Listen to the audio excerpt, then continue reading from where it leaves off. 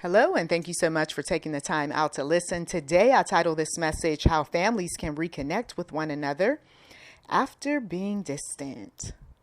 Now, for some of you all, yes, it has been a long time since you talked to some individuals or came around them. How do you start that conversation back up again, or get them to come back to the family holiday events, or get them to even open their doors to you and your crew? Well, it all depends, if you're looking at it from a spiritual perspective, what God wants.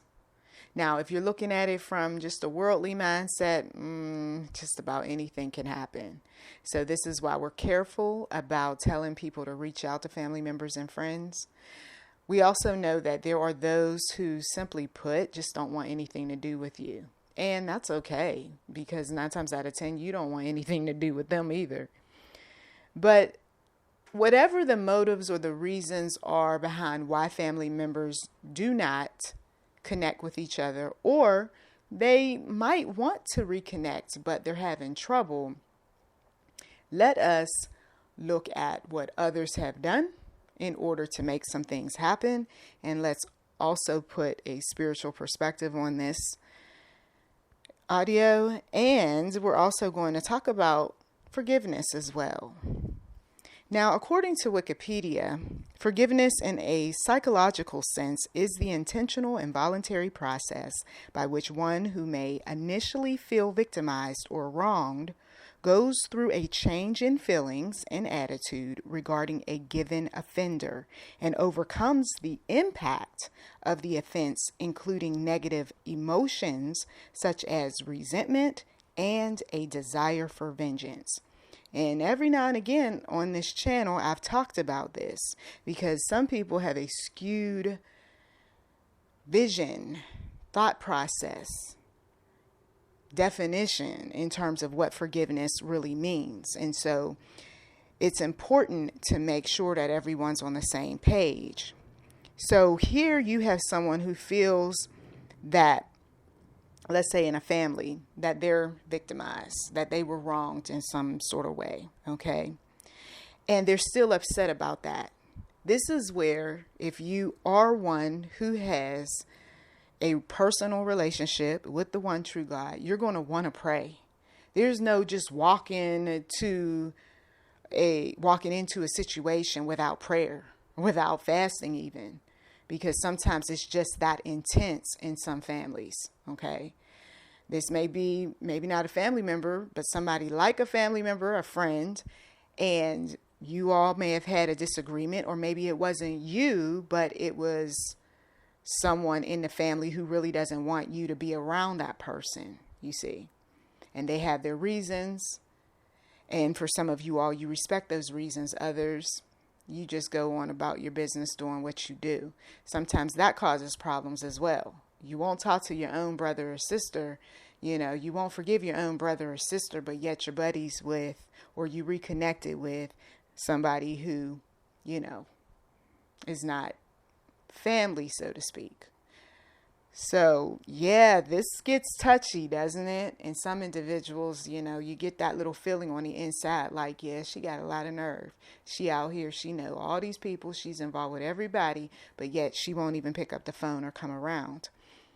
These sorts of things are going to happen in your journey walking with the Lord. There's no ifs, ands, or buts about it. They are going to happen. So I'm going to provide you with some tips in terms of reconnecting with individuals, if that is what God has called you to. Now, if God hasn't called you to reconnecting with family members and friends, then you don't reconnect. You understand? That means that you should have already prayed about this. You fasted, possibly. You sought counselors on this. You mentally can handle what they're going to throw at you, especially if they're worldly individuals, okay? But if you haven't done any of those things and you do not feel the utmost confident about reconnecting with some individuals, then don't do it. It can turn into a disaster, okay? So one of the things that individuals have done is they have taken the time to reconnect with one another. So busyness and work and children and all of that, the reason why some of these connections work so well is because people will schedule time out of their busy schedule. They will say, okay, this is when I'm available. I would love to reconnect with you. When can we do it? Or we have an upcoming holiday event. Do you think that you can make it? I would really like to see you there. Okay. Of course, people are going to want to talk about, well, why did we grow distant to begin with? Okay. Now, if you're ready to have that dialogue, then you would accept the invite and you would go ahead, sit down during that scheduled time and discuss why people grew distant. Okay.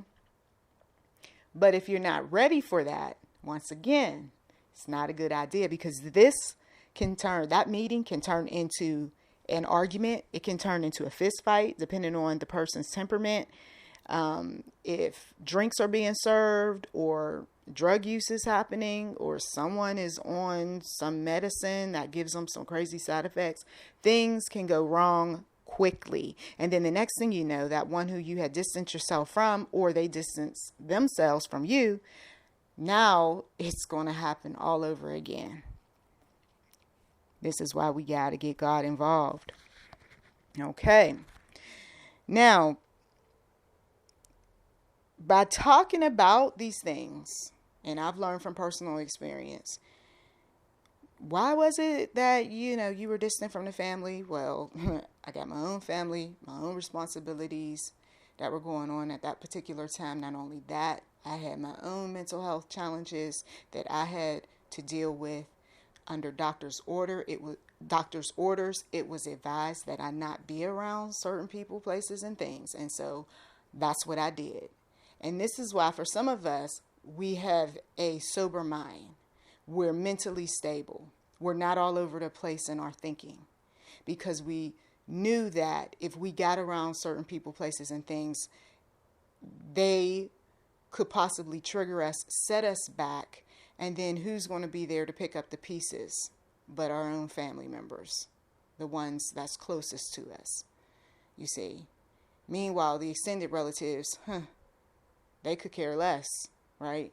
It's always about, for some individuals, me, me, me.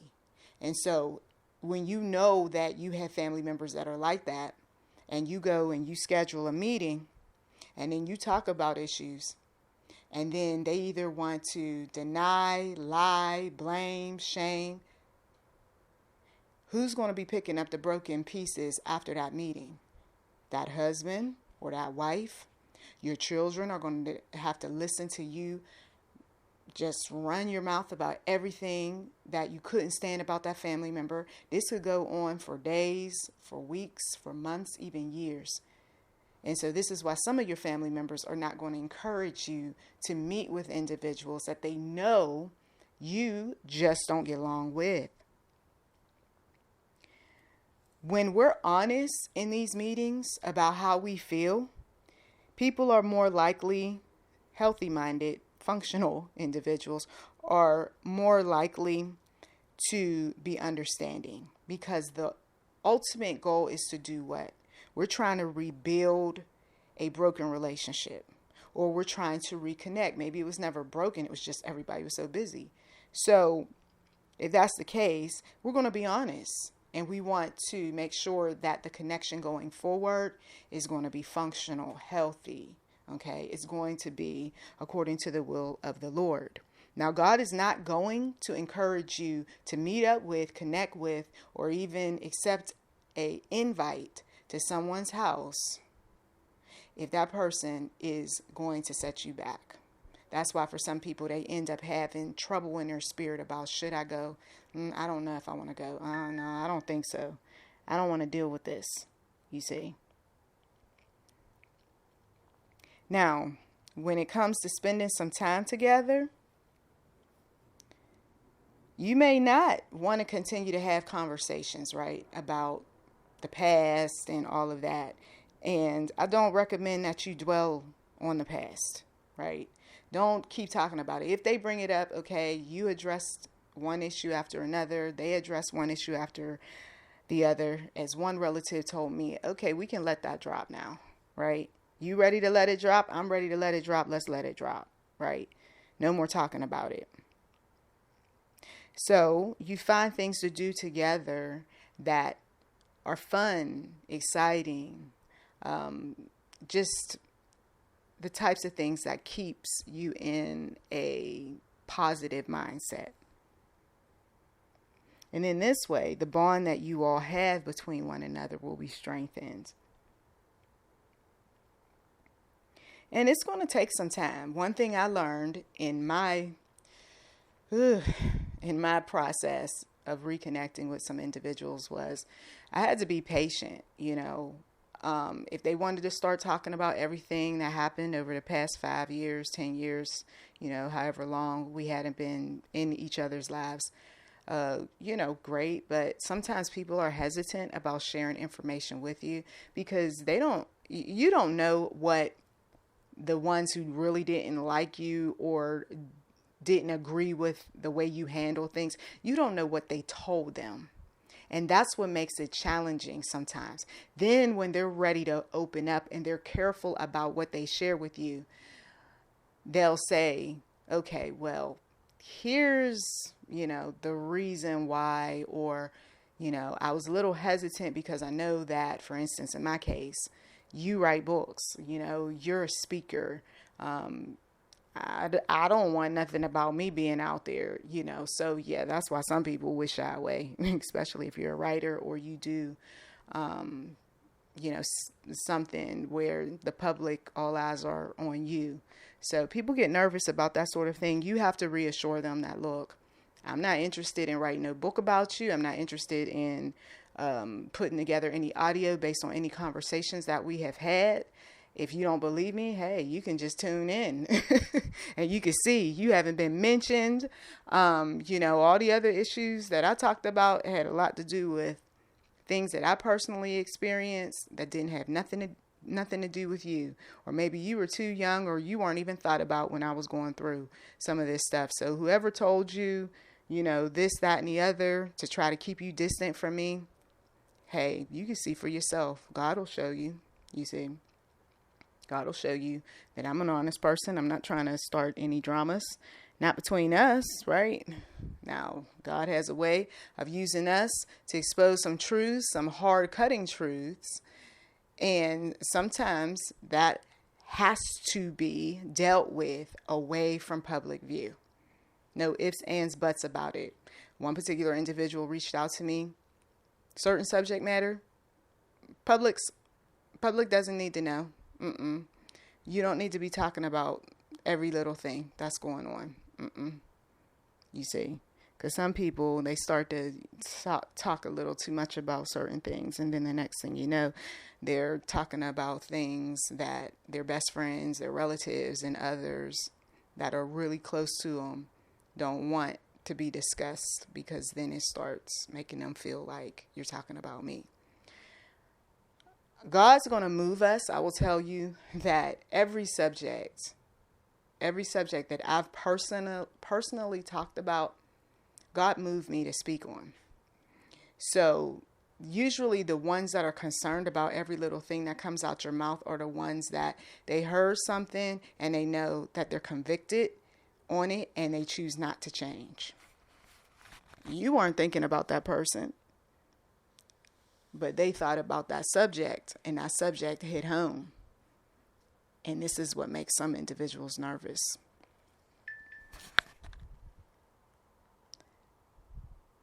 So you've got some tips here.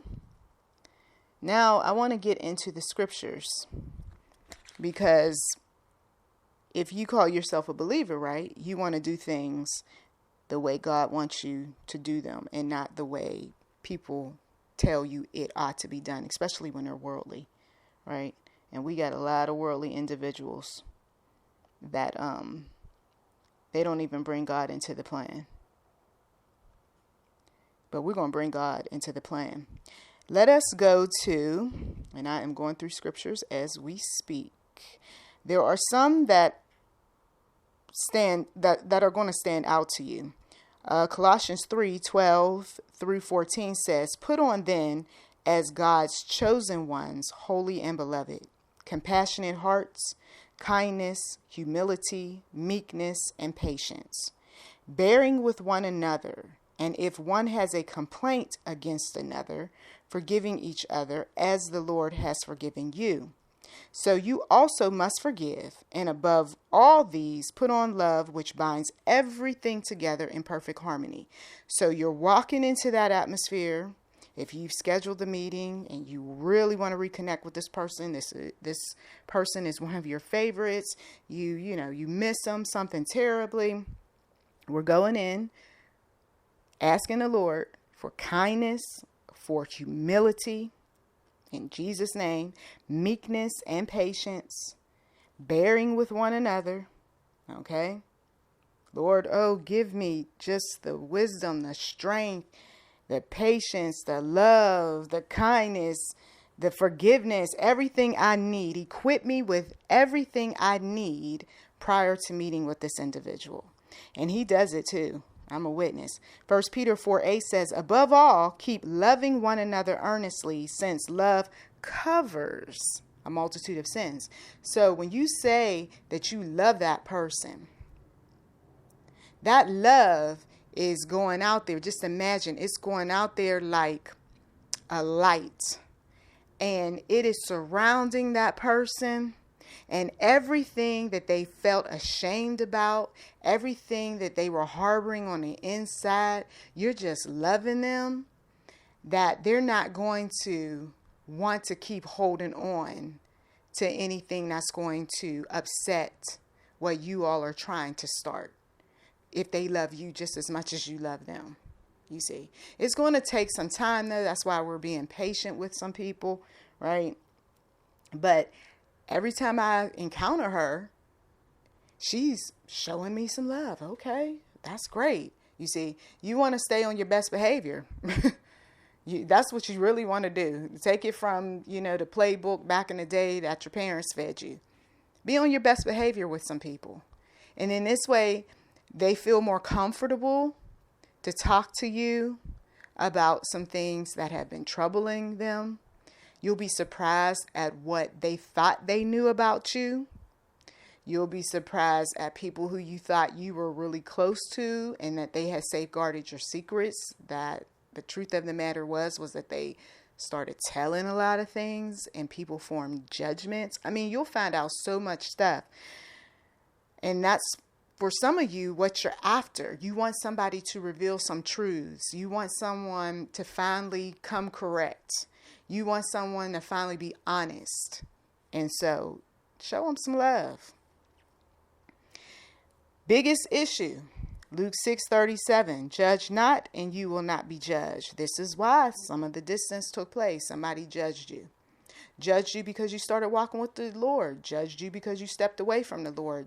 Judged you because you didn't give money, time, affection, whatever else to someone. There's always these judgments that people formulate.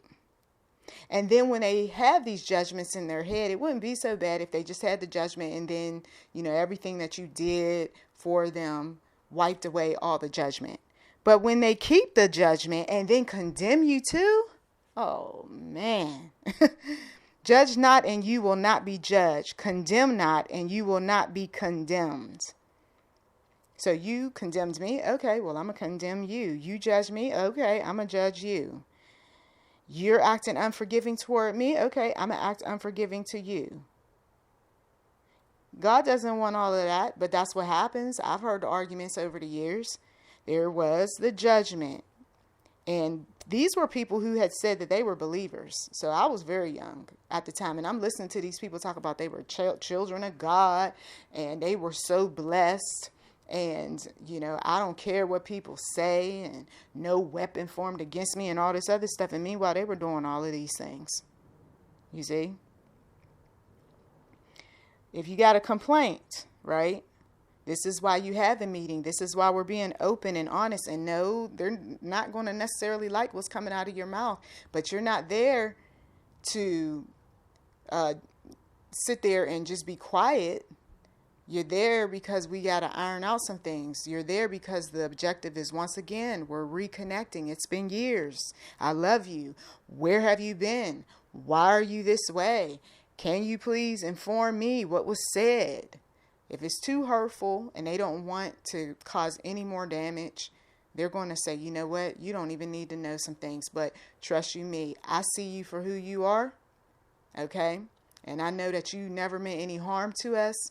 And so I embrace you. I love you. I appreciate you. And for some of you all, that's all you needed to hear, you see.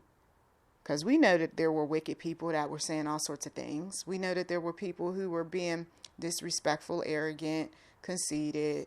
You know, God, he had a way of exposing a whole lot of things over the course of many years. And my mouth just dropped like, wow, you thought some people were one way and then you found out that they were totally different, you see. And you shouldn't be fearful. I know that it's tough sometimes when you're in the presence of someone, especially if they're an authority figure. But 1 John 4:18 says, there is no fear in love, but perfect love casts out fear. So ask the Lord to just fill you up with so much love that it's going to cast out that fear. For fear has to do with punishment. See, that's the whole reason why some individuals are fearful of sitting sitting before fathers, mothers, grandmothers, grandfathers, great grands, all of that. Wild cousins, temperamental aunts and uncles and things like that, because you're fearful of the punishment. For fear has to do with punishment, and whoever fears has not been perfected in love. So, yeah, for some individuals, I understand why you have that fear. And if that's the way you feel, maybe it's not a good idea to be sitting down with people or going to family events or anything else. Sometimes people, they're on the drugs, they're, sipping alcohol. Yeah, you should be very concerned about what might come out their mouth or whether or not they're going to be attacking you in some way, shape, or form. So our God is a loving God, a kind God, but he's also a just God. And you don't want to be in a position where you're trying to defend yourself. Sometimes it's not even about what you fear concerning someone else. It's what you fear that you're going to do to someone if you so much as lay a hand on me. And that is something that in my mind, in my thought process over the years, I said, I'm not so concerned about what somebody's going to say or do to me. What I'm concerned is something on the inside being triggered and then I go off, you see. Because when you have survived all sorts of abuses in your life, and then you come back around and somebody, says some crazy things or acts like they're going to do something, there's a fine line between sanity and insanity. Okay, I got to tell someone. And this is why you don't even need to be over there in that family of toxic folk and toxic people with substances in their bodies. We don't need to get ourselves in those situations. So I hope that this has been helpful. I know that, yes, 'tis the season. Some individuals have their share of anxiety about meeting up with family members. It can be, just so stressful. But know that God, he loves you. He wants what's best for you. Don't try to put words in his mouth or say, after you heard a bunch of Christmas music or whatever, maybe this is what I should do. You need to know that not based on feeling, but based on what God has given you. And usually he gives you signs, he gives you visions, he gives you dreams. You'll get some type of green light if, in fact, that's what you're called to do. Okay?